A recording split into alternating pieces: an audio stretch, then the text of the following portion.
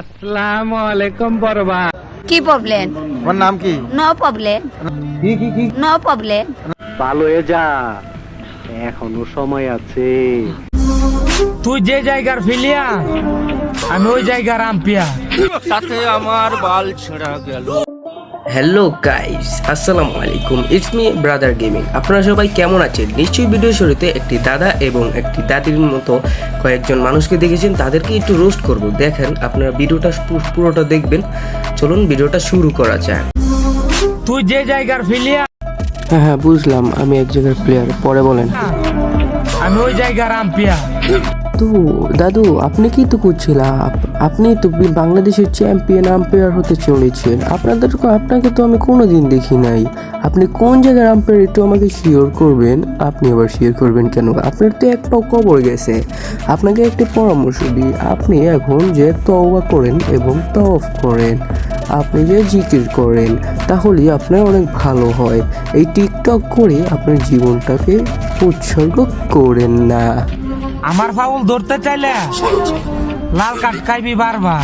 Yo, Percocet, Miley Percocet, Percocet, Miley Percocet, দাদু, এটা কিন্তু চিটিং হয়ে গেছে, কারণ একটু আগে বলছিলেন আপনি আম্পায়ার, এখন বলেন আমার ফাউল ধরতে গেলে ও কি লাল কার্ড খাওয়াই দিবেন। এক সেকেন্ড, আপনার হাতে তো দেখতে সাবানের packet.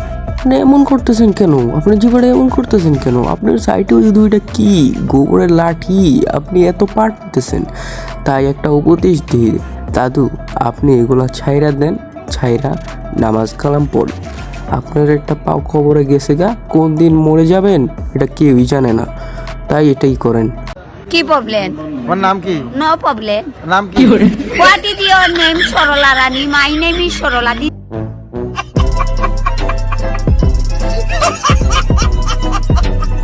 Is my Sarala Rani Sutradhar.